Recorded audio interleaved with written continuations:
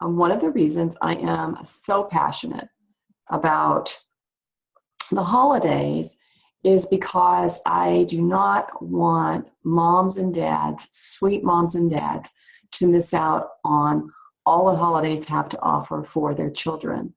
And so for that reason, I started doing these series around the various holidays, not just,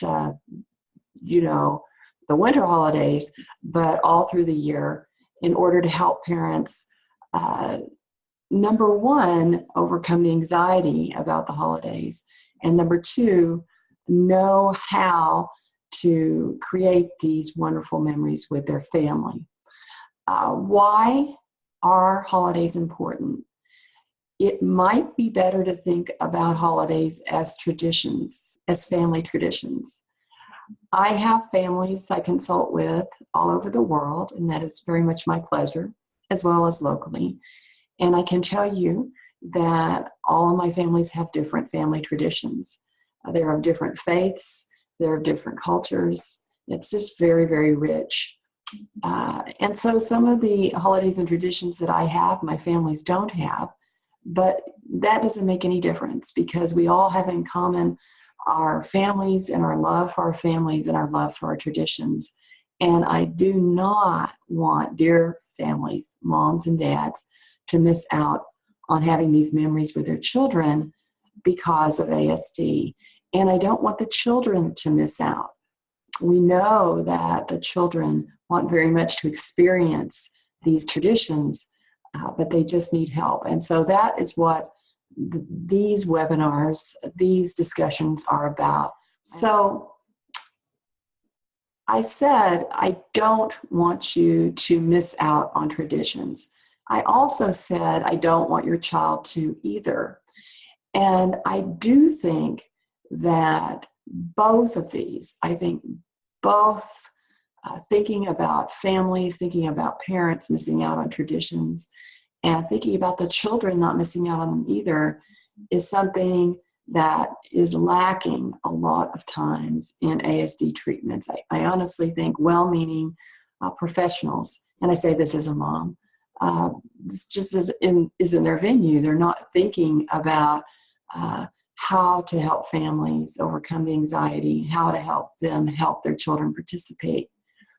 It is true that professionals will talk to you about managing through the holidays. We certainly had those talks, but not about the heartbeat of the holiday, the actual richness of the tradition and how to fulfill that or how to get on the road to fulfill that. I would like to say that if you're new to RDI, if you're a new parent, you're just starting out, this may not be the year where you feel like you get on the road. You may just start having the hint for getting on the road. But next year will be here soon enough, as we know. And so it's a good time to start thinking about it and do what you can and also have hope for the future. So we want you to do that wherever you are. And if you have been in RDI for a little bit, and this is the first time you're really being able to think in this way, I want to help you with that as well. So let's talk about experiencing a holiday activity or a tradition with your child.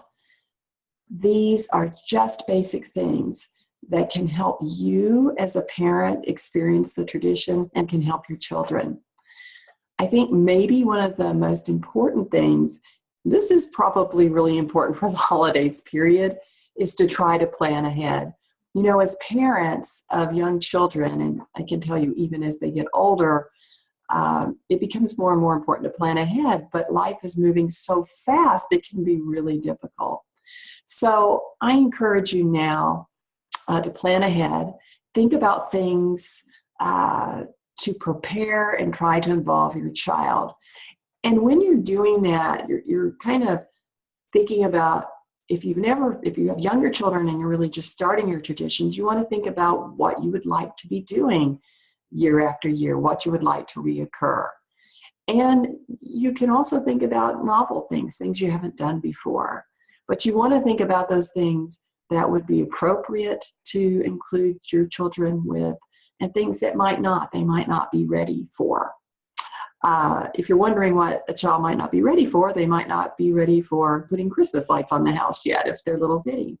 So, but they might be ready for baking cookies or participating in the ending of creating cookies or something like that. So there's definitely things that our children evolve into being able to participate in, and that's more for their age and size and all of that. But plan ahead, think about things, and try to start preparing to involve your child. Make sure when you're thinking about this, you're also thinking about the role that your child could have. Because one of the reasons my families have experienced things kind of going what I call cattywampus in these traditions is their children didn't have a role. A role, something they do, something that's their job, is very important. I remember one of my families years and years ago, they were going to carve pumpkins at Halloween, and their child left the room, and they sent me the video and said, we don't know what happened. Well, what happened was they were carving, and the child was just staring at them doing this. They had no role, probably for a good reason. They weren't sure what role to give him, and they didn't want him to have the knife, certainly. And so I said, you need to try it again, but give him a role. Why don't you just ask him to hold the pumpkin while you're cutting on it? Just hold the base. So they did that, and it went swimmingly. And so what I want to tell you is a role can be authentic without being complicated. And so what I say is simple can be best. So make sure your child has a role, something they will do. Make sure they feel competent in the role, and if they need it, then that you help them. This is one of the most important things I have to say, because we can have a role, but we cannot feel competent, right? We've all been given jobs that we didn't feel competent in, that somebody thought, oh, you do that. And we're like, I don't think I'd be really good at that. If they don't feel competent, or they don't have help to feel competent, then that can be a problem, which is why I said to the one family, have him hold the pumpkin at the base. That was a thing he could do. He wouldn't have been competent at carving, and he knew that, and so did they. So making sure that they're competent in the role, that it's something they can do, and if they need it, that you help them. I also want to talk to you about eliminating obstacles. And this is one where sometimes you can get a great big belly laugh from folks, because they're like, truly, you want me to eliminate these obstacles that I'm going to talk about? This is part of your planning. If you're trying to, say, bake cookies together, and TVs are on, and other children are running through the house screaming or whatever, or there's just a really fast pace. You don't have very much time. We've got 10 minutes to bake these cookies. Those are all obstacles. When you engage in any holiday tradition, you want to leave yourself some time. We're going to be setting up our tree that we set up every year this afternoon. And I'm leaving a nice swath of time. Am I doing that because we have obstacles at this point we need to think about it? No. I'm actually doing that to be able to experience the relationships and enjoyments with my family.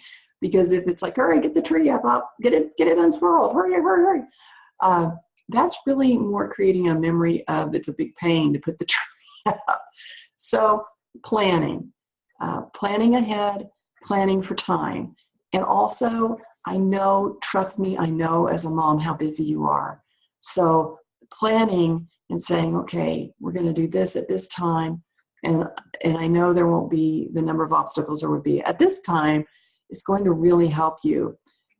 In some sense, it's a must. I know my families tell me sometimes I really wanted to do this and such, but I forgot to plan for it, and I just didn't get it done. And of course, we never, ever judge that or judge ourselves, because we know how full our plates are. They're overflowing.